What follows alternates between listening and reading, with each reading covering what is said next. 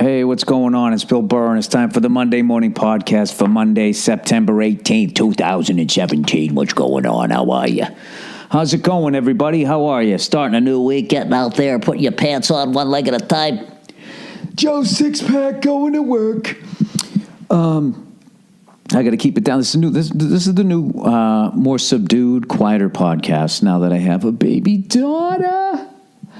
I'm recording this Sunday night. And that's all you need to fucking know. Are you hearing that? Am I hearing some sort of weird noise there? I don't know what I did. My fucking mixer is acting weird. What happens if I push this button? Anything? Oh, there you go. Just goes into one speaker and then the other. One headphone and then the other. How are you? Did you enjoy your football Sunday? Did you enjoy a sports weekend? Did you follow politics? Did you watch college football? You just stare at the wall, drinking booze, ignoring your loved ones. Well, if you did, I'm jealous. Billy, no booze. Billy, tell me, where'd your booze go? Billy boy, tell me, where did your booze go? Charming Billy. It's sitting over there. And every night I fucking stare, but I can't have a fucking drop because I got acting work. Yes, I can't have a fucking drop because I got acting work. See, I'm slowly losing my mind. What if I just had one? Billy boy. What if you just had one? Charming Billy. Well, then I'd drink the whole bottle, and I'd fucking puke on the couch, and I'd be a fat fuck on camera in HD. I'm down to 176 and change. I haven't even been working out because I was playing catch and fucked up my fucking calf. That's how old I am. So I've just been eating like an angel. You know, after every bite, I count and I chew fucking 27 times on each side of my mouth. And then I take the napkin and I wipe off like a fucking angel. If there is a God, Allah, whatever the fucking peanut butter sandwiches you're into, remember that? Allah, peanut butter sandwiches. I wonder if fucking the Count's getting any death threats from extreme Muslims.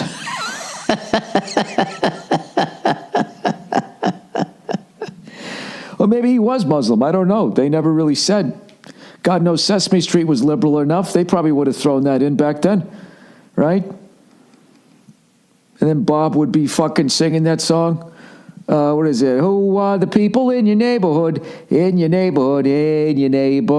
Oh, who are the people in your neighborhood? The people that you meet each day. Oh, a fucking puppet vampire that happens to be Muslim is in your neighborhood. It's too long. That's what it was. It's too fucking long. Haven't had a drop of booze in fucking 32 days. 32 fucking goddamn days. I'll tell you right now, I'm not even gonna lie to you. This was the longest month in a day of the year, without a doubt. It's fun in the morning. It's not in the evening. Like right now, I just want to get fucking blasted. You know? I don't know. Can't do it, though. Can't do it. Gradually coming down. Got to get down to $172. My fighting weight, as Bob Pogo says on F is for Family. Season 2. Are you watching? Are you liking? Are you giving it a thumbs up? Whatever the fucking scoring system is over there at Netflix. You know, I don't know what they're using now. I think they said they were going to go with thumbs up, thumbs down, and I think they stuck with the star system. I have no idea. I don't pretend to know. My whole fucking weekend has just been about keeping my fucking leg raised. I went to this fucking party on Thursday night with my lovely wife, and the fucking host of it was giving a big speech, and I was stone sober, and I had to go over and sit in the corner. It was outside on this guy's lawn with like a tent, right? And I go off in the corner to sit down stone sober with I had like club soda and lime. The hardest thing for me to order because I can never remember what you say. I can never remember club soda because I never order it. And half the time I go up to the bartender, they'll be like, what can I get you? I'm like, what's that thing people drink when they don't drink? And then they go, club soda? I go, yes, with a lime. I'm not even trying to be funny. Like a third of the time, that's how I have to order it because I can't remember what it is because I never order it. So I'm on my second club soda and lime, and this guy who's hosting the party, fabulous host. He's fucking thanking all these people. I had to go outside the tent because I see a stone wall where I can sit down because my fucking ankle is filling up with fluid. And it's becoming twice the size of my other ankle. But, I went to I just went into some walk-in clinic, and the guy looked at it going, I'll tell you what, I can tell you what you did right now. I can tell you from across the fucking room without even doing an x-ray, walk-in clinic type shit, So I go to sit down. The guy's in the middle of this great speech. Everybody's fucking listening, and I don't know how, but I set my glass down, and I reached back to get something. I knocked it off, and it made that, and it was like a fucking wine glass. So it sounded like a booze glass in the middle of his speech, and like half the tent fucking looks over at me. I spilt it on my leg. I did all of this stone sober. So my wife comes walking out. She's laughing at me going, what did you do? And I was all embarrassed. I was going, Nia, stop making a scene. Like, I felt bad enough as it was. And then she got mad at me because I got emotional with her. So she didn't talk to me for like 2 fucking days because of that. For 2 fucking days, she stopped talking to me. You know what I mean? Like, if she ever spilt a drink on herself and half a tent of people looked over at her and I walked over and said, like, what did you do? You know how mad she'd be at me? But that's how it works in the male-female dynamic, all right? You're either wrong or you were too mean when you were right. That's basically how it was. That's what it was. I think I was guilty of being too mean. So, anyways, I watched a little bit of the Patriots today. I saw the first quarter. I taped the game. I'm going to watch the rest of it. Patriots looked a little bit better today. Obviously, it's early in the season. This is what they always do. They hype up shit because people are beating teams or losing to teams and all this shit that you're not going to see in January. Who gives a fuck, right? It's just getting going. And I actually went to the StubHub Center today, and I saw the new Los Angeles Chargers, their first game against the Miami Dolphins. I went down there. I got to tell you, that might be the best stadium I've seen a football game in at the NFL level, simply because there was only 25,000 people there. I can't believe the Patriots are playing the Chargers on the road. If I could see Tom Brady in a 25,000 seat stadium, that'd be fucking incredible. That's like what the old NFL used to look like. Back before, we outfucked all of those other stadiums. Back before Lady Gaga and fucking Whitney Houston and everybody brought all these other people into the game. All these people who are just like, oh my God, what else happens after the concert? And they started watching football, so they had to build 50, 60, 70, 80, 100,000 fucking seat stadiums. 25,000 seats. I got to see 2 wily veterans, 2 gunslingers, Philip Rivers against, what's his face there? Jake Cutler. Is it Jay or Jake? Jay Cutler. That's right. Jay Cutler, right? Am I going to say his name right? Jay Cutler. I like it. One guy's a fucking religious freak with 90 kids. The other guy's like, set him up. Let's have another drink. Right? Jay Cutler. There you go. That's right. Jay Cutler. So, fucking San Diego had the goddamn game won. Wait, this is showing me a bodybuilder. Is it Jake? This is the age I'm at now. I don't know anybody's fucking name anymore. Jake Cutler. There we go. Where are we? No, it is Jay Cutler.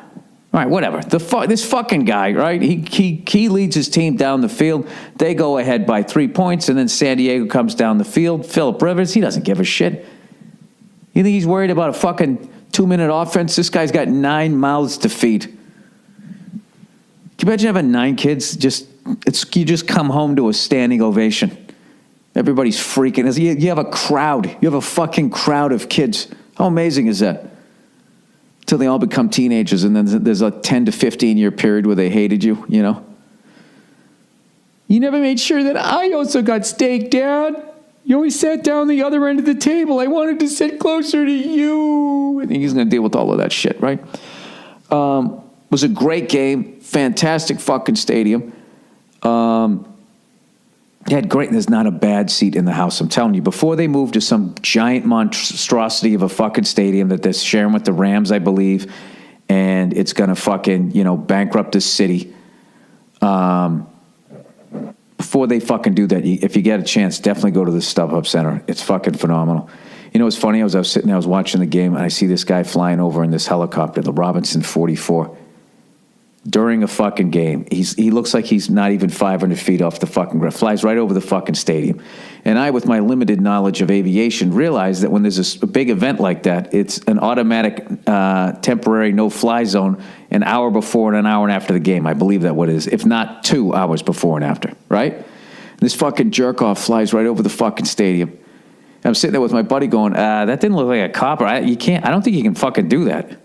I'm just a novice, but I do not think you can do that. This fucking jerk-off comes by again. He's on his side showing all the passengers down in it.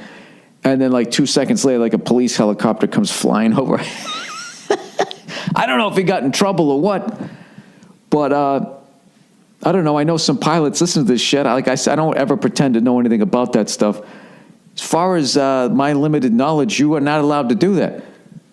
God forbid something happens and then you fucking land on 25,000 people watching fucking Jay Cutler, right, with keg booze coming out of his pores going up against the other guy from Ash Wednesday, right? These Kansas City Chiefs for real. So I fucking got a taxi on the way down. And then on the way back, I called the car service. And I'm fucking telling this guy, I'm like, meet me at 184 in Avalon. All right? There's a Kentucky Fried Chicken right next to a donut place. Can you fucking meet me there, right? So the guy's like, yes, I go down. I'm like, all right, great, right? So we get down there, right? The game ends. I walk out there. 4:15, he's supposed to pick me up at 4:30. I call the guy up. He's like a fucking city block away. Everything's going good. Then all of a sudden, the cops are everything. They're like Uber and Lyft, 192. Walk down to 192, right? And I'm sitting there going, well, I'm not Uber or Lyft. Car service. I'm like, these guys are going to fuck with me. So I try and call this guy. I call the guy up, and I keep telling the guy. He's going, okay, I'm a block away. And I'm going, yes, I forget it. Oh, the Kentucky KFC. I'm going, no KFC now. No KFC. There's a donut shop right next door. I'm going to walk over, see if you can turn in there. And he goes, okay, KFC. I'm going, no, listen, I'm walking over. All right, forget it. You can't walk into the donut place. I'm going to go down to 192 in Avalon. He goes, okay, the parking lot, KFC. He just kept saying that like a prank show. And I'm literally getting angry, yelling, no, 192 in Avalon into my phone. And like people with kids are turning around looking at me, so I'm trying to put more of a happier tone in my voice, and it's just not working. And he just kept going, okay, KFC parking lot. I go, no, 192 in Avalon. And then I finally go, dude, just repeat it. He goes, yes. I go, repeat what I said. He goes, 192 Avalon. I go, fine. And then like he calls me back, okay, I'm pulling into the donut shop. And I'm going, I finally had to fucking take a picture of 192 in Avalon and send it to the fucking guy. Then he showed up, right? And he was the greatest guy ever. And I was like, all right, you know what? Maybe I got a little emotional.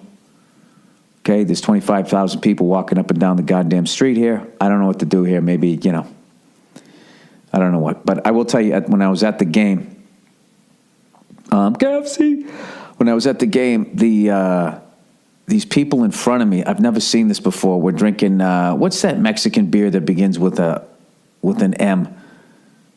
Begins with an M. It's fucking gold, right? It looks like a trophy. Looks delicious, especially after 32 days of not boozing. So these people in front of me are drinking this shit out of a can, and they had this shit on top. I'm like, what the fuck is that? Is that crushed red pepper flakes? What is it? This guy next to me goes, chili powder. They put chili powder around the top because I don't like it. I'm like, is that like white people putting a lime in a fucking Corona? He goes, yeah, it's something like that. He goes, I don't really like it. And I was like, well, I got to try that. I mean, not right now. But eventually I'm going to try that. It looked like the shit that you put on, that are the warning tracks of these new baseball stadiums that's sort of sand and sort of rubber. That's what it looked like from fucking far away. So that guy proceeds to get absolutely plastered. And after 3 fucking quarters, he comes back up and yells to the crowd that they stop serving beer at the start of the 4th quarter. And he's yelling about how dumb it is. And that's one of those moments where it's good that I also wasn't drunk, because I would have been like, yeah, buddy, you're the reason. You're the fucking reason they do that because you can't hold your alcohol. Look at you. You're a fucking mess. So I actually went to this game, and this is like a record for me. I didn't have any booze, and I didn't eat any of the shit food. I had like 2 handfuls of fucking peanuts and drank like 3 waters. That's it. Because I can't be a fat fuck in this thing, you know? So I fucking go downstairs to take a piss, right? And there's this fucking guy just yelling at the police. And there's like 2 cops there, and then there's 3, and then there's 5, and I'm walking by. I go down, I take a piss, and I come back, and there is like half the police force is standing there, and there's this white dude screaming at all of these cops. Screaming, you got to do something. Go up there and do something. Another white guy's yelling. Dude, it was like total white guy moment. Like yelling at fucking 20 cops, and he's not getting the shit kicked out of him. And they actually listened to him. They went up and they kicked 2 guys out. And the other guys were like really fucking like, oh, all right. They just sort of left. I don't know what they did. I don't know what the fuck they did. It was the weirdest thing. It was the 2 guys screaming, looking like the ones that were going to get fucking arrested. Like we're demanding that these cops go up and do something, and then they finally fucking did, and they threw these guys out. It's a really bizarre day. But once again, a phenomenal fucking sports experience if you go there. So I apologize. A lot of this shit is going to be all sports stuff. That's kind of what I did this weekend. I kind of hung out with my daughter, and I just watched a bunch of sports. And did anybody put on the NFL Network and watch Dan Marino of Football Life? It was fucking amazing. But, like, you can't do the Dan Marino story in fucking 30 minutes. That should have been an hour and a half long at least. And as much as I feel like he finally got his fucking due, as you're watching Troy Aikman, Peyton Manning, Brett Favre, all of them saying, this was the guy. This was the fucking guy. Them finally putting to bed this whole thing that, you know, that because he didn't win a Super Bowl, like that's some sort of like black mark up against the guy's fucking name. The guy, he was so ahead of his time. He was such an unbelievable fucking quarterback. It took 25 years, a quarter of a century, and a massive change in the rules of passing and how you could defend against the pass for people to start fucking with what this guy did from 1983 on. He was unbelievable. You know what kills me is his dad taught him how to throw. The arm comes up, ball comes out. And I can't even tell you how many times as a Patriots fan, we played him twice a fucking year. I thought Andre Tippett had him. His arm the football would still be at his waist, and Andre was bringing his fucking arm down to get him, and somehow his arm would come up and poof, it'd be out. 40-yard fucking laser. Oh my God, he used to kill us. He used to kill. For all you young Dolphin fans out there that fucking hate Tom Brady, you know, because he's been beating your ass 2 games a year for like almost his whole career, just about. That's payback for Dan Marino. I'm telling you, Dan Marino today, in his prime, would easily throw for over 6,000 yards. Easily.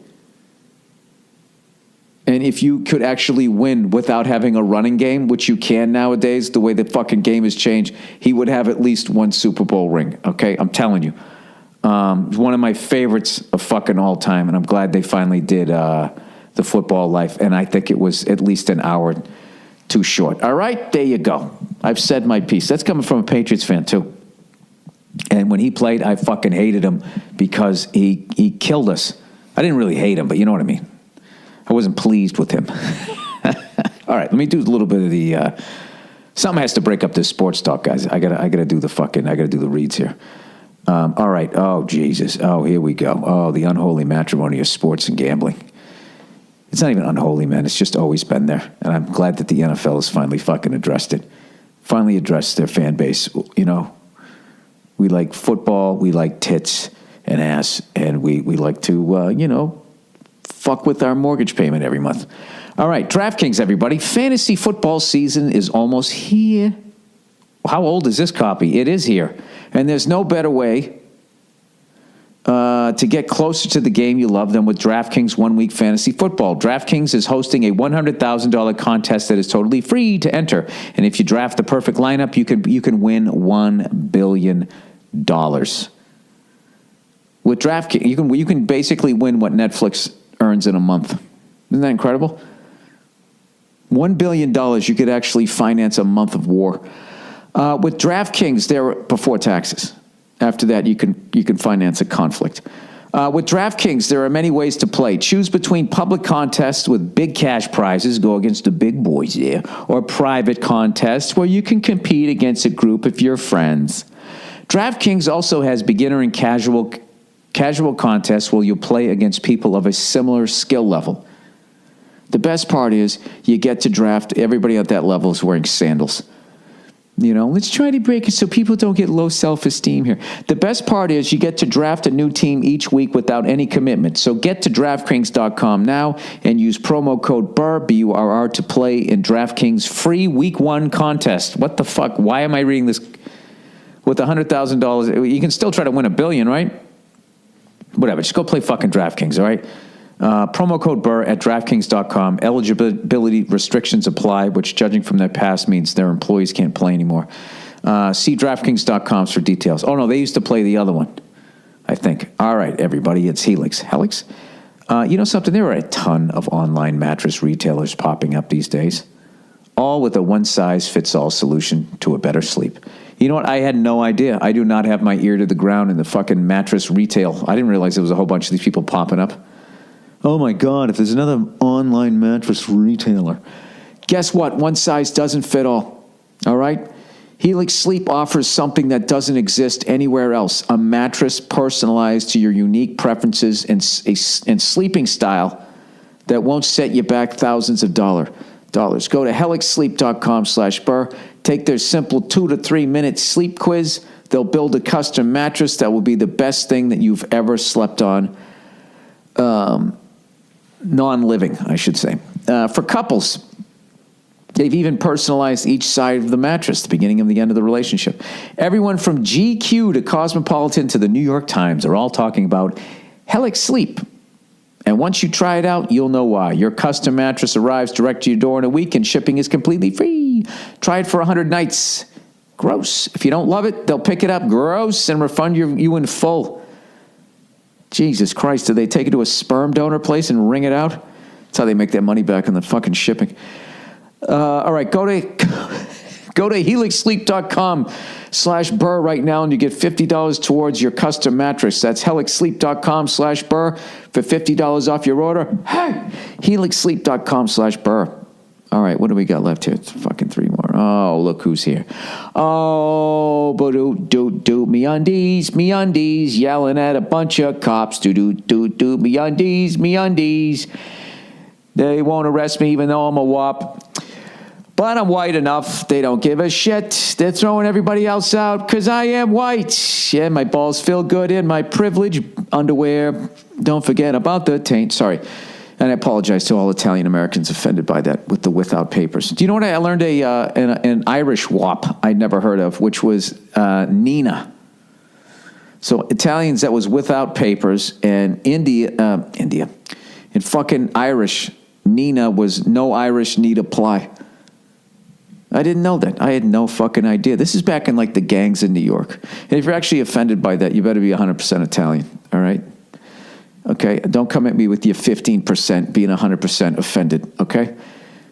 I'll send you some fucking pro flowers. All right, MeUndies. MeUndies will be the most comfortable pair of underwear you will ever own. Made from a sustainably sourced natural soft fabric that's 3 times softer than cotton. What they do is they punch a horse in the head and they cut off its muzzle, and then they put it right down there where your junk is, you know? And then the horse wakes up permanently smiling for the rest of its life. That's where it comes from. A lot of people don't know that. That's what Modal is. I mean, what else could be softer than cotton other than a horse's muzzle? I'm sorry for that image. Okay, ultimate feel-good undies for when you want to feel naked, not be naked. For the fellas, MeUndies diamond seam pouch like a rhinestone ball bag. I almost forgot the words there. This pouch, the Freddie Mercury themed pouch, cradles your jewels and gives you mustache and leather hat not included, and gives your stuff the support it needs without feeling too tight, right? Another one bites the dust. Ladies, you will love the soft, eco-friendly fabric. Who would have thought your pussy could actually help the environment? So soft and touchable, 100% satisfaction guaranteed. They guaranteed you will love your undies or your money back. Right now, MeUndies has an exclusive offer for just my listeners. Get 20% off your first pair and free shipping. And MeUndies is so sure you will love their underwear, they even offer a 100% satisfaction guarantee. You order a pair, and if you don't love your first pair, get a full refund. This is a no-brainer to try. 20% off, free shipping, 100% satisfaction guarantee. What in God's name are you waiting for? To get your 20% off free shipping and their 100% satisfaction guarantee and get the best, softest underwear you will ever own, go to MeUndies.com/Burr. That's MeUndies.com/Burr. This is a limited time offer. So what are you waiting for? Start wearing the best underwear of your life. It changed my life, according to the copy. It's time to let MeUndies change yours. Go to MeUndies.com/Burr right now. Hey, here's a new category I wanted to start, and I should really fucking know this guy's name. I want to start a new thing to write in, okay, so this podcast doesn't get any more stale than it already is. Is your favorite performances by non-stars in movies, where you and your friends still quote it. It's an unknown fucking actor, and you may never even saw him again, never even seen the person again. So I'm going to kick it off. I don't even know this actor's name. So let me look this up. He was in Reservoir Dogs, Cop, Buddy, actor. Let's see if I can find the name of this guy. I don't know what this fucking guy's name is. I got to give him a shout out. You know, I'm going to hit pause because I want to give this guy a shout out. Okay, unknown, unheralded actor, as far as I know. Rich Turner in Reservoir Dogs. It's one of my favorite fucking just one scene actors. I don't know. I don't watch a ton of movies, but I fucking love this guy. He plays the cop in the bathroom when what's his face? Tim Roth is sitting there with all the drugs, and he comes out, and there's the drug sniffing dog. See, he was in Pulp Fiction too. Meaning also, yeah, he wasn't in a lot of movies, but he plays the way he's being the cop and he's telling that story, just the way like the line. I said, buddy, I'm going to shoot you in the face if you don't put your fucking hands on that dashboard. That's just the way it's written and the way he did it. He goes, I said, buddy, I am going to shoot you in the face if you don't put your fucking hands on that dashboard. Just the way he said it. I don't know why. That sounds exactly like a fucking cop to me. So that was like something, just me and my friends. We would be fucking hammered, striking out with chicks, and you'd just be walking out to your car, and one of you invariably would just go, buddy, I am going to shoot you in the face. And everyone would just start laughing. You don't put your fucking hands on that dashboard. Who are your favorites? Who are your favorites? They just had that one thing. Your fucking friends, you still quote it. Man, I used to know a bunch of those. There's obviously a zillion guys. There's a zillion lines in fucking Goodfellas. By the way, rest in peace, Frank Vincent. The first big guy to go from Goodfellas, man. I mean, what an absolute legend. What an absolute legend. He was as amazing as an actor as his hair was. What a head of hair that guy had. Good Lord. Jesus Christ, what a head of hair that guy had. His whole friggin' life. That's what you say when you're bald. You fucking see that on people. Look at that guy. I don't know if I ever had that hair. Some people, they just fucking, I don't know what genes that guy has. That guy, he must have had a Roman emperor or something in his fucking family tree. Credible actor. And so goddamn funny. Comedic timing was incredible. I even loved that commercial he did. I think his only line was, oh. When that guy was like stocking up the freezer and he was disrespecting him. He and his buddy just kept going, oh. Definitely going to miss him. And that was definitely somebody on my bucket list. You know, I get in a movie, I have like fucking 2-3 lines, but that was definitely a bucket list to ever be able to do a scene with him. And what was so cool, Michael Rappaport, quite possibly the funniest guy in social media right now with his fucking videos that are so goddamn funny. He actually posted a picture on his Twitter account. You should check it out. I think it's I am Rappaport, and it's him working with Frank Vincent in the early 90s. It was like really early on, and he got a picture of him shining Frank Vincent's shoes. And he said, at one time, Frank Vincent made me go home and get my shine box. And what I love was a lot of people now can look back on it as a classic, and everybody's quoted it a zillion times, but Rappaport already knew. Go home and get your fucking shine box. He was on that shit early. Fucking early 90s. They've barely done editing it. He already knew that was an instant fucking classic. I got to get him back on the podcast again. He has so many amazing stories. Anyways, let's get back. Let me finish this. I had to break up the podcast read. The advertising reading. Why do I always say the wrong thing first before I correct it? I don't know, Bill, because you're dumb. Because you have a zillion things on your mind? Fair enough. All right, Dollar Shave Club, everybody. What you might not know, there's a lot of things you do know, but what you might not know, I said, buddy, is that Dollar Shave Club also has products for pretty much everything else you need in the bathroom. Body wash, shampoo, hair gel, don't need any of that, lip balm, everything. What am I going to mousse my pubes? At the store, there are too many options, and you can't tell the difference between any of them. Then, if you have any questions, the clerk usually doesn't know the difference or is still running the fucking cash register. They can't help you anyways, right? Well, Dollar Shave Club makes it easy and convenient for you to upgrade your shave and your bathroom. Do I have the hiccups all of a sudden? Now you don't have to step foot in a store to get high-quality shave and grooming products. This is right here why I would never invest in a fucking strip mall. I swear to God. I don't know where these kids are going to meet, to get away from their fucking parents when all the malls go away and everybody's just getting their shit delivered by drones. Now you don't have to step foot into a fucking mall. All right, Dollar Shave Club delivers them right to your door, just like their razors. Everything is super high quality and will leave you looking and feeling amazing. From premium ingredients to sophisticated scents, Dollar Shave Club is changing the game. If you're sick of the nonsense at the store, now's the time to try out Dollar Shave Club. For a limited time, Dollar Shave Club is basically giving away their shit shower shave starter set to new members for only $5. This starter set features their executive razor and 3 trial-size versions of their most popular products that help you stay fresh and clean. How much are the heterosexual women of the world loving that they're doing this? Ladies, if your guy stinks, just buy him this shit shower shave packet for Christmas and stuff it in the stocking with a cute little note that says, "Take a hint," and you draw a little smiley face. In your first box, you will receive their shave butter, body wash, and one wipe Charlie butt wipes. You will also receive their executive razor, which includes their premium weighty handle and a full cassette of cartridges.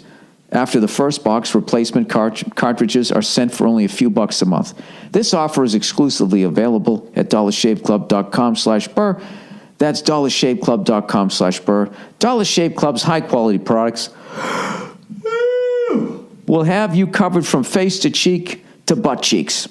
From face cheeks to butt cheeks. I fuck up that joke every week. There's no better time to try the club. And lastly, but certainly not leastly, the classic. The Robert De Niro, the original. The Pacino. The Marlon Brando. Stamps.com, everybody. Stamps save you time and they save you money, which you can use to grow your business. I can mail any letter, package. I'm trying to be interesting with my line read like that guy. Buddy, I will shoot you. Any package. I'm going to read the next fucking sentence the way he broke that up. Let me just finish this one first. Any package using my computer and printer and the mailman to pick it up. All right.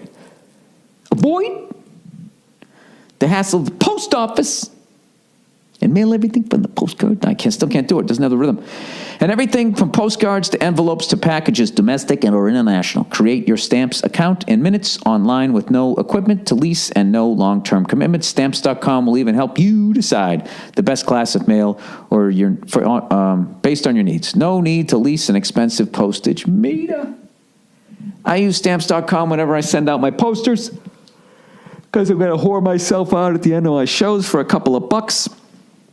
I'm a moron. If I can figure out, so can you. And right now, you too can enjoy Stamps.com service with a special offer that includes a 4-week trial plus postage and a digital scale without long-term commitments. Go to Stamps.com, click on the microphone at the top of the homepage, and type in Burr, B-U-R-R. That's Stamps.com. Enter Burr. All right. Well, let's get back to what the fuck. Okay, Formula One. Did you think I wasn't going to talk about Formula One? What did you think I was going to talk about? How Mississippi State fucking trounced my LSU Tigers? You know, another one of my favorite teams, SMU, giving away 56 pounds per player on the fucking offensive and defensive line against TCU. Come on, frogs. How SMU was whipping that fucking horn-toned ass for fucking the first half before they wore them down. They just leaned on them. Do you think I was going to congratulate the Cleveland Indians on an unprecedented 22 in a row? Is that what you thought I was going to do? You think I was going to do all of that and I wasn't going to talk about that Formula One race down in fucking Singapore? That race made me sick.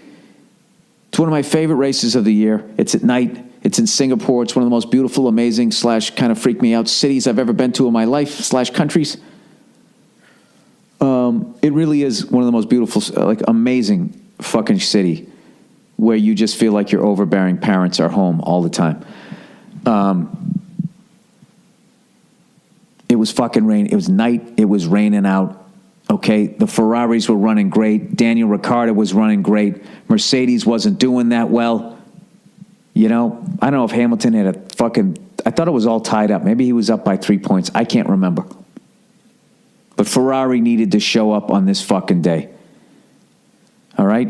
And if you watched when they were doing the time trials on Saturday and you saw what it was like trying to drive behind somebody doing 150, 60, 70, 80 fucking miles an hour with that fucking rooster tail of water coming up, I mean, it was going to be an unbelievable fucking race. God knows whoever's in fucking first place and then first turn is going to win the goddamn race. All right? So Sebastian Vettel, the Ferraris, they get first and third. All right? With Daniel Ricciardo and the Red Bull is in second fucking place. I believe that's the way it was, right? Fucking Mercedes are back in fourth and fifth. So the goddamn race starts. All Ferrari has to do, all he's got to do is just make it to the first turn in first fucking place, unscathed. He's going to win this fucking race. Okay? Worst case scenario, Hamilton gets fucking second place. That's only 18 points. Vettel's going to get 25. He'll pick up fucking, whatever. What is that? 7 points. The fucking race starts. Kimi Räikkönen, he acted like fucking Greg Brady when the pressure was on to got to beat Marsha. Got to get close to that quarter of an inch. He fucking stomps on the gas, tries to go around. Oh, I'm sorry. It was Max Verstappen, not Daniel Ricciardo. Tries to go around the guy. Their fucking tires get all fucking interlocked there and they fucking go up and over. He fucking fucks up his car. Slams the fucking Red Bull car into his fucking teammate, the other Ferrari. Vettel makes it to the first turn unscathed. Meanwhile, fucking, not unscathed, but he makes it there. But his car's fucked up. It got hit in the back. Meanwhile, fucking Lewis fucking Hamilton, he drives right around the shit. Right as he's sneaking by, fuckhead comes back in with this fucked up car, Greg Brady, right? Smashes in to the fucking Red Bull guy again. And who does he hit? He hits the fucking Alfonso in the fucking orange car, trying to do the exact same thing as Lewis Hamilton. But Lewis Hamilton's the Derek Jeter fucking star child, just blessed. 3,000 hit, you hit a fucking grand slam. One of these guys. And fucking Vettel drives 2 more turns and the whole front of his car comes off. Both Ferraris out of the fucking race. They were in first and third place or first and fourth. I don't remember. They had him. They had him and they let him off the hook. They were both out of the race before it even fucking started. And all I could think is what my dad used to always say when somebody would do something like that. He'd be, oh, Christ, this guy, that guy, he could fuck up a free lunch. That's the first expression that popped in my head. I think I tweeted it. I was so fucking pissed. Ferrari could fuck up a free lunch. I mean, that was a free lunch. No one could drive fast that day. Mercedes weren't running well the whole fucking weekend. So what do? You take out yourself and your fucking teammate. You clear out the whole fucking front row for fucking Lewis Hamilton, who just drives along unscathed. That guy, Lewis Hamilton, is a blessed man. That's one of those deals. He's one of those guys makes you believe in a higher power. Like, there's just somebody that just fucking loves it. I mean, I'm taking away all the preparation the man does, but, you know, he cuts around the outside, no problem. Alfonso goes through the same thing. His fucking day's over. Unbelievable. And then the rest of the race, they're riding around the fucking rain. And Hamilton fucking wins. No problem. Unfucking believable. Man, I wanted to see a race. I knew that Hamilton was going to try to fucking, he wasn't going to be happy sitting in, you know, all the way back there, right? Who would be, right? I wanted to see what the fuck he was going to do with his car not doing that well in all of that rain. Would he actually crash? I mean, you know he's going to push it to the fucking limit. All of that was out the second it started. Like, remember that year the Jets were supposed to be good in like fucking 99? In like the first game, Vinny Testaverde goes back and blows out his Achilles, and then Keyshawn was crying after the game. That was the original. That's my quarterback. That was the original. That's what it was like. I still watched the fucking race. It was still exciting, but Jesus Christ. Anyways. And then I watched the boxing. That's all I did this weekend is I just fucking watched. I'm writing an episode of F is for Family, so I just stayed in the whole fucking weekend. And when I wasn't writing, I was just watching sports.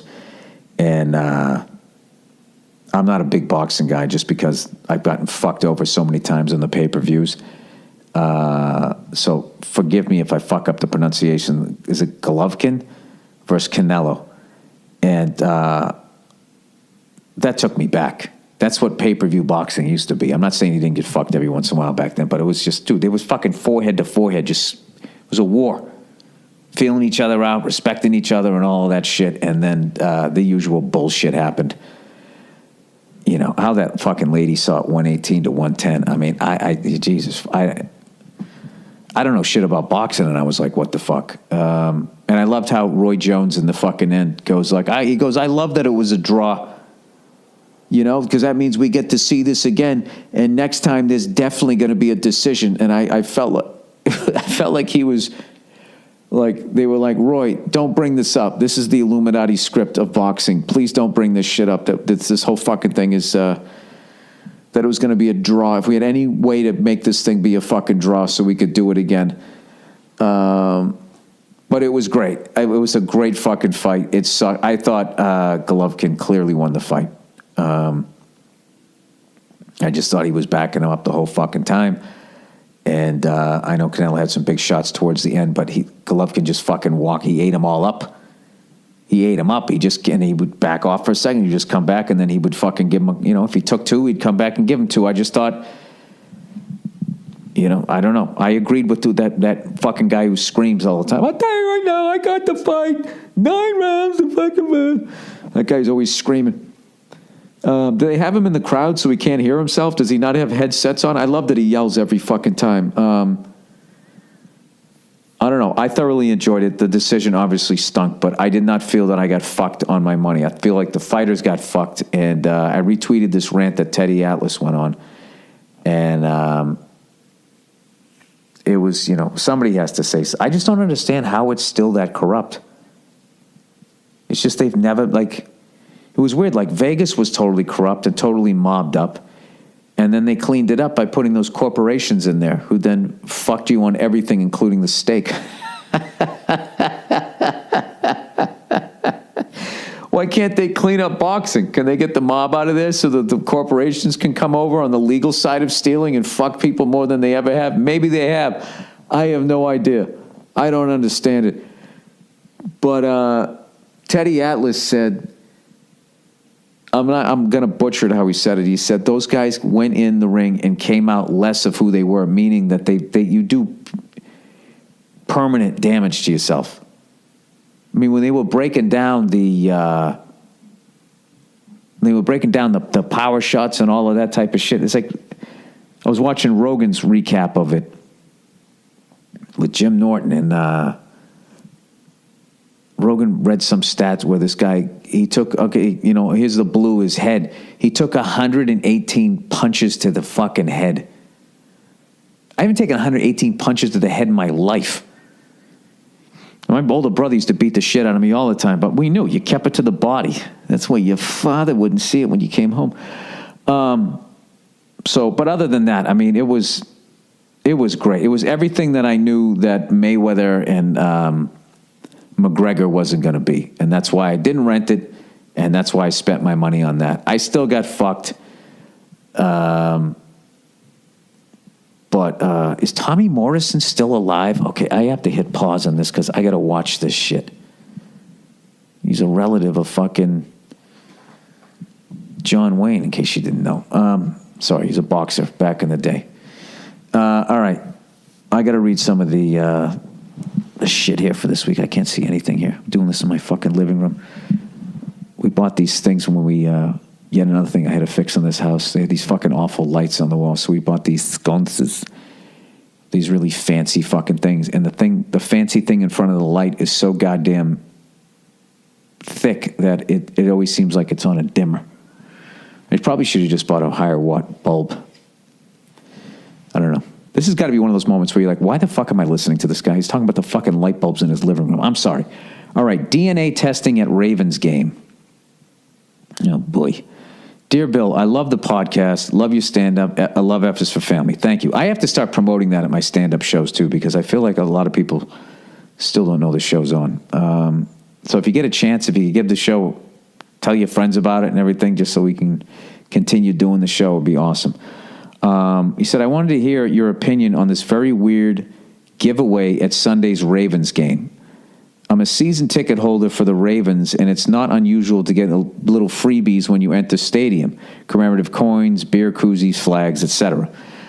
Sunday is the home opener, and some company is giving away free DNA tests. So I guess this happened yesterday. Free DNA test. What are you trying to do? Figure out if you're a fucking human being? And it's not even some Ancestry.com type shit that could give you some semi-useful information. You're not getting any useful information from Ancestry.com. They're doing what this company's doing. I don't know what they're doing, but they're not trying to help you out. Do you really need to know how much Scottish blood you have in you? Do you really need... Well, so what? You can do what? Go out and go feel justified buying a fucking kilt? You're not Scottish. You're a mutt. The article I linked says they're testing for 4 genes. The test offers insight into your mind, body, and health, is what they claim. It seems like this company just wants a bunch of data, and they figured that an NFL game is a great way to get 70,000 mouth-breathing fucking morons. That part was me. 70,000 people's DNA all at once. The company has also partnered with the 49ers, so testing might come to San Francisco soon. What are your thoughts? Keep up the good work and go fuck yourself. I think I know exactly what this is.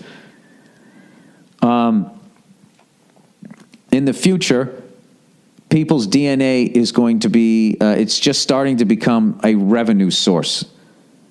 The way your phone number and all of this other shit that they get from you at CVS and all these fucking places, it was another revenue stream where you were buying shaving cream, tampons, whatever the fuck you were doing, and then they would get personal information from you that then they could then sell to other fucking companies.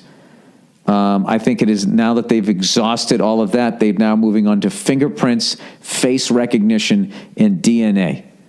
And they're going to share this with everybody. And I know the robots are coming. I don't know where this all lands. I know that there's talks in the future that human beings could be meshed with robots.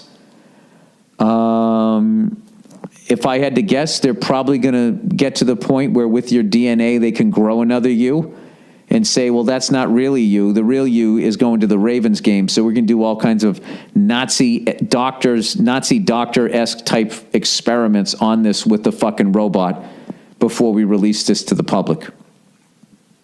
That's where I think it's going. All right? And, you know, I don't want my twin adult brother coming into this world at 51 years of age, because I figure another 2 years they'll probably start doing it,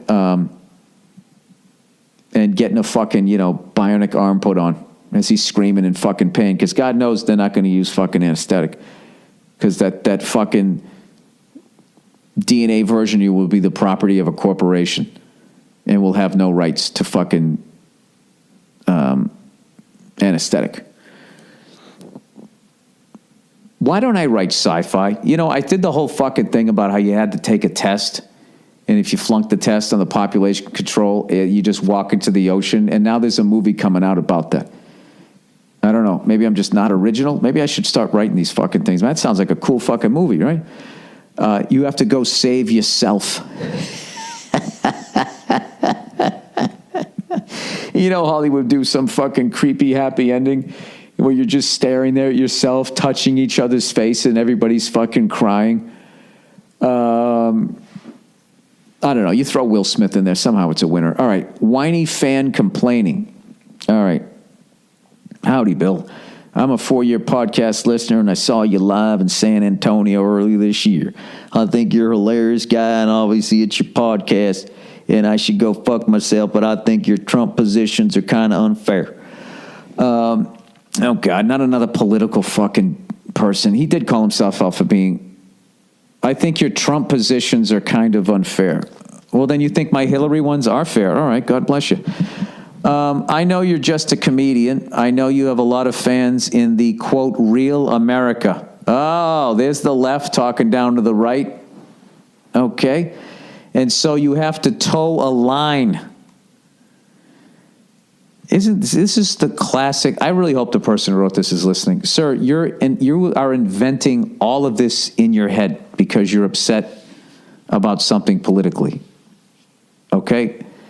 Are you mad at what I'm talking about Trump? Is that what this is? You feel I have to toe some sort of fucking, liberal line because I'm out here in Hollywood? But Trump is, to my mind, obviously a dangerous guy. I won't go through my whole list of grievances, but he thinks climate change is a Chinese hoax, supports white supremacists, and just this week threw the lives of 800,000... Make sure he didn't use any commas. 8 million people who were brought here as children into disarray. I know every president has skeletons, but even a liberal like me, this is a Hillary person, can see this guy is nothing like W, or George H. Dude, when did I say I like this guy? I never did. I never said that I liked the guy. I just said people freaking out about him and losing their fucking shit. I should have been more specific, like fucking white people acting like the needle in your life was going to change that fucking far. All right? By the way,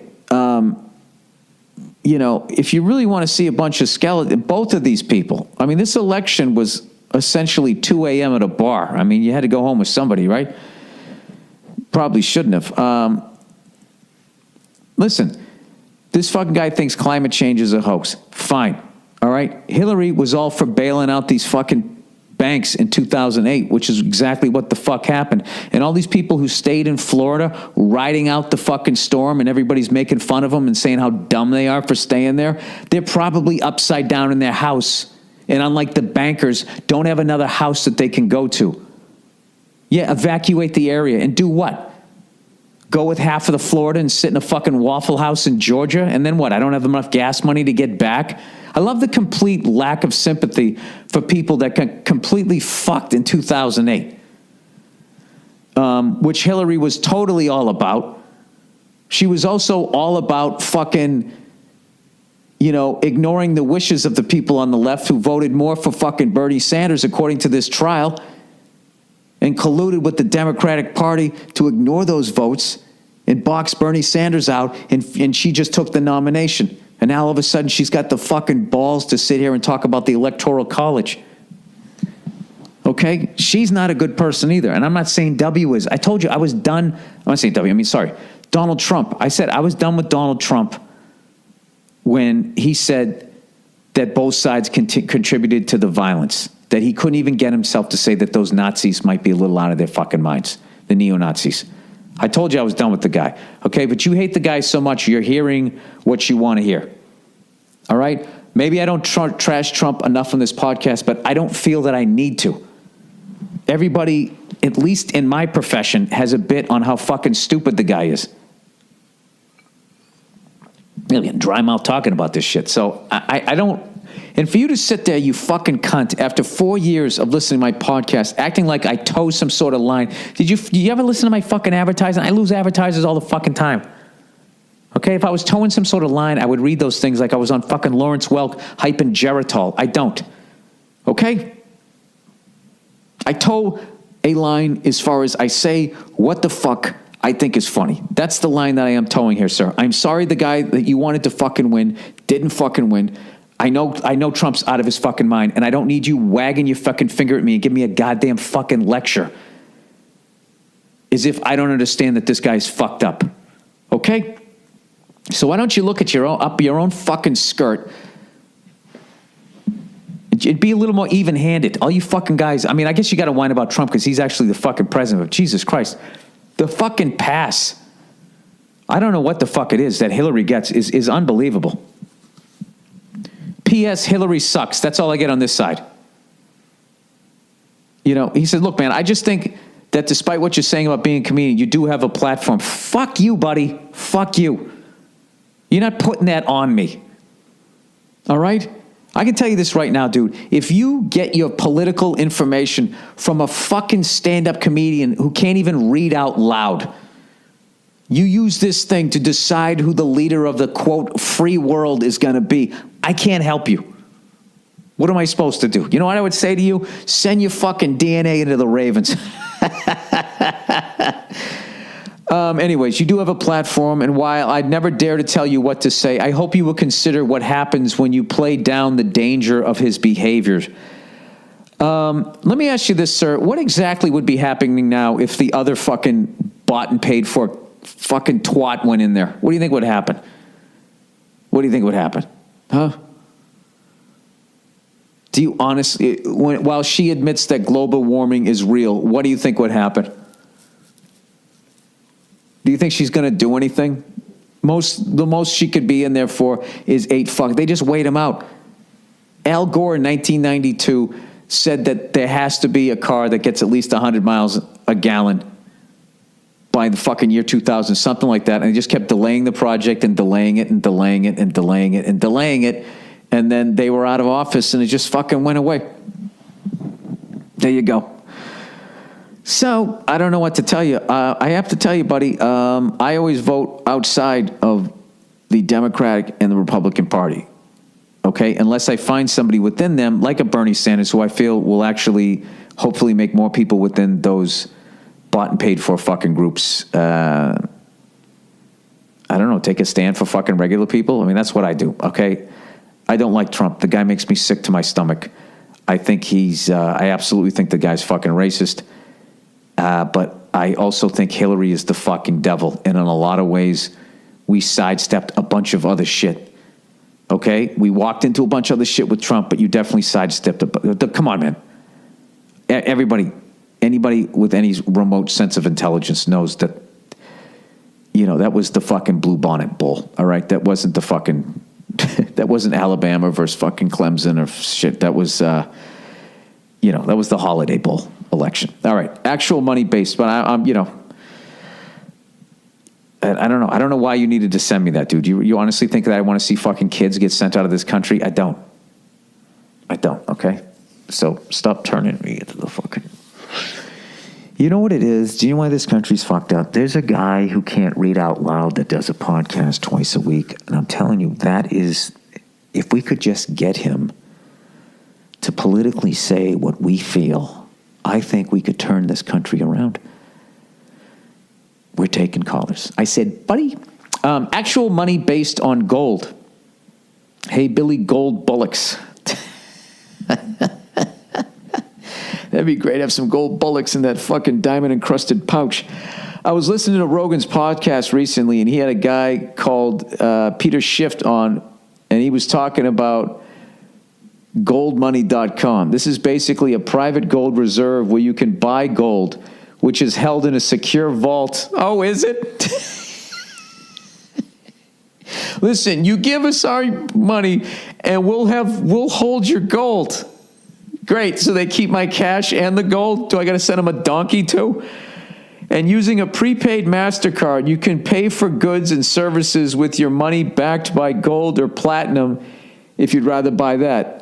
I would do that immediately or when the dollar crashes. Effectively, what the banks used to do before they sold the foundations of our currency. Here in the UK, Gordon Brown sold all the diamonds that backed sterling when the bank shit the bed. I don't know what any of that means. Here in the UK, Gordon Brown? Who's Gordon Brown? Or is that a bank? Like fucking JP Morgan? Sold all the diamonds that backed sterling when the bank shit the bed. Oh, okay. So you got your money back? Is that what you're saying? I just this minute signed up. This sounds like a commercial. And I'll be putting some money into it, although not all my money, as it's always best to diversify when you stash your savings. I think it is much better than Bitcoin, as it's actually based on something of value. I love you and go fuck yourself. Sir, why don't you just take your money and go buy a gold coin? Why don't you just do that? Why don't you take your paper and go buy some gold and leave with the gold rather than giving your money to this fucking person you're not going to meet and he tells you that he has... How do you know there's gold there? He's basically doing what they're doing with Fort Knox, where they say there's all this gold in there and then there's rumors that it's fucking empty. I like the direction you're going in, but I think you went out of the frying pan into the fire with that one. Grant, I don't want to shit on whatever that guy's doing because I got your abridged version of it. But that reminded me of that movie Blow, where Johnny Depp's character gives him $2 million in cash and they give him a book that says $2 million on it. And then he goes to jail. He never gets his fucking money. All right. My girlfriend's daughter is causing us to break up. Is that a bad thing? Jesus Christ, I mean, you're already dating somebody that already has a kid, so that's going to be already 100 times harder to make that fucking work, and then the kid doesn't even like you. So, I mean, maybe she's doing you a solid here. Hey, Bill.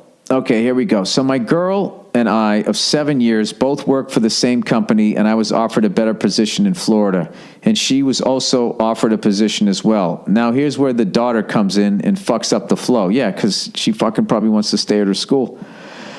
Her daughter's 14, is just starting high school, and is refusing to move, and her mother is going along with not forcing her to move and is going to pass on her position. We agreed I will not move down and get things in order until she... We agreed I will move down and get things in order until she gets there in 4 years. Now, for the past few weeks, we've been getting into more fights, and her reasoning for the fight is... Sit down for this one, Bill. She says it's easier for me to leave when she's mad. She's fighting you because it's easier for you to leave when she's mad. I think that's the dumbest fucking reason I've ever heard. Also, she keeps saying I'm going to go down and find myself some black ass and end up cheating on her while I'm there. Would love to get your take on this situation and get your insight on what I should do. Thanks. And pick up a fucking drink, you pussy fuck. I would say... I'd say there's a staggering lack of trust. I think the key here is to not get into an argument with her, is to just sit down and try and discuss it with her and just say, listen, we agreed that this is what I was going to do, and now what it is I think this is what happened. What she did was she did what was best for her daughter, and she put herself with you in second. But she still sounds like cares about you, and the fact that you're down there, she's worried that you're going to leave, and she misses you. I think that that's what's happening. So I would just ask her, is this some, like, misdirected anger where you're actually just saying that you miss me and you love me? Is that what you're saying here? We could work through this. And then if you're really not going to fuck around on her and you're really going to see it through, then you ought to be able to just say, listen, I'll do whatever it takes. I'm going to be there in 4 years. If you're not lying, I think you ought to be able to work your way through it. And I think this has less to do with the daughter than it has to do with the fact that she just misses you. And she's afraid that you're going to find somebody else down there, evidently wherever you moved, where there's a bunch of black ass down there.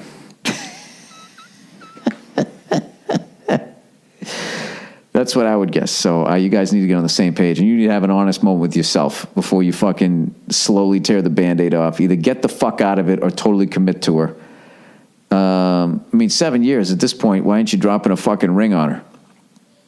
That ought to shut her up for a good couple of weekends. It won't shut her up permanently. I can tell you that right now.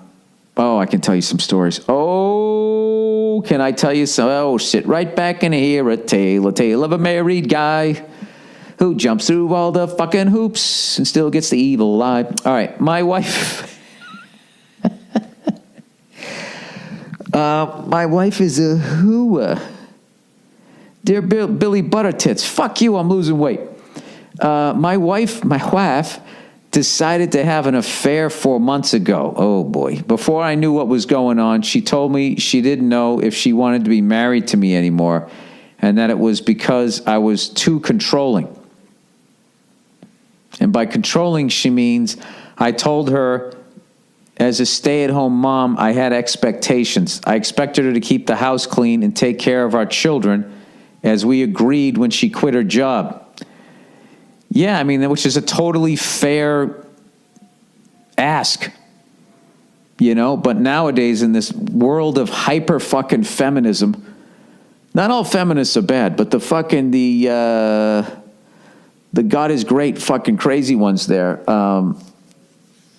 yeah, they would say that was sexist, that, you know, well, why don't you work all fucking day and then come home and also have the house clean? You know what I mean? I mean, look, if you got a bunch of kids, it can only be so fucking clean.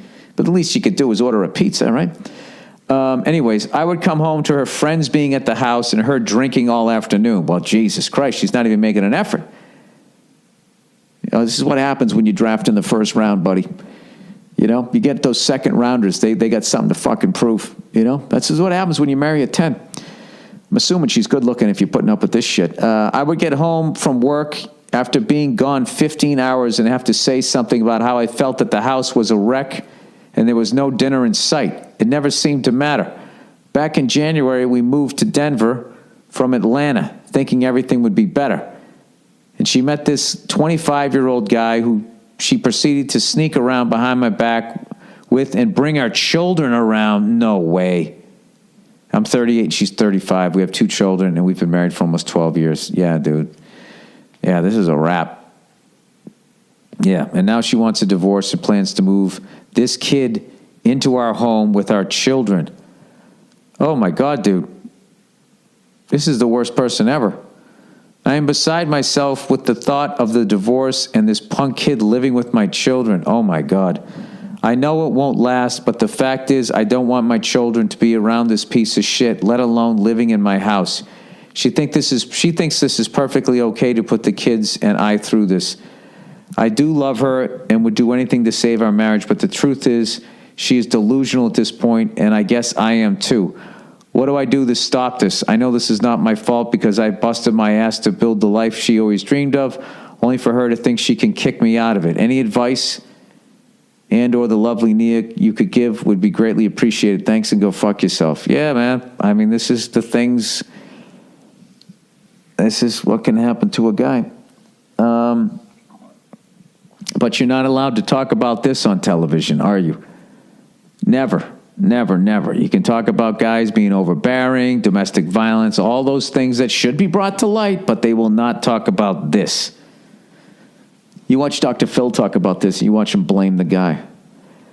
So she's saying the reason that she sucked his cock was because you weren't paying enough attention to her. You need to try to pay attention more to her while she's sucking his dick. What do I do to stop this? I don't know. At this point, I would be thinking about my kids and how I could make this as, look, dude, this is what the fuck she wants to do. This is what the fuck she wants to do. How you make this as easy a fucking transition, your fucking divorce. I can tell you this. I know you called her a whore here. Don't ever say that to your kids. Because at the end of the day, it's still their mother, and you got to fucking, you know, You got to look the other way. I don't know, dude. This is outside my fucking realm. I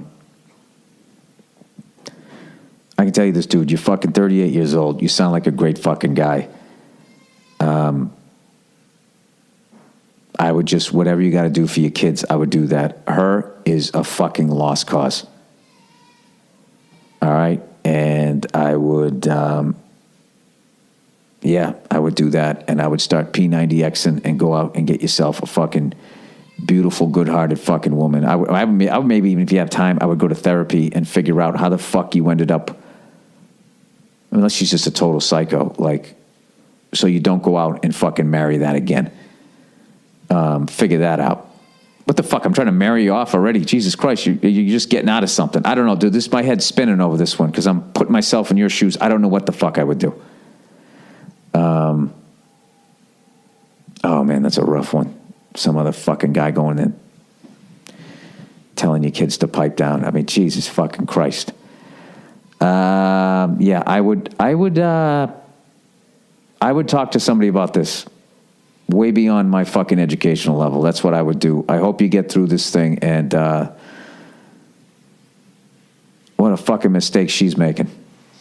I can tell you that. But the way you described it, granted, I only get your side of it, she does not sound like the kind of person that even when she does fuck it up, she'll admit it. She'll probably still put it on you, and but you know what? It'll all come out in the wash, and your kids are going to know that you're a fucking good guy.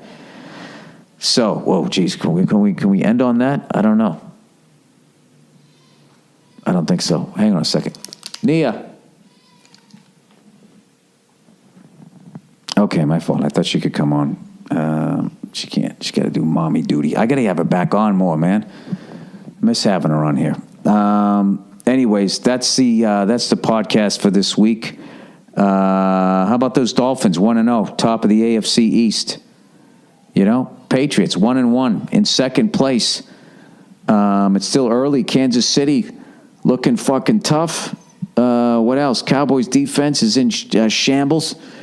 Brett Ernst called me or texted me all fucking concerned about that, but it's still early. It's still fucking early. We'll see what's going on. My beautiful daughter's crying downstairs, so I'm going to go handle that shit. And literally and figuratively, God knows. That's it. I'll check in on you on Thursday. Enjoy the Monday Night Football game tonight. And once again, congratulations to the Cleveland Indians. 22 in a row. I've obviously never saw that ever. That's fucking incredible. I thought it's almost winning a month's worth of games. Yeah, Bill, there's 30 days in a month, and they almost play every day. Yeah, thank you, Bill. All right, go fuck yourselves. I'll talk to you on Thursday.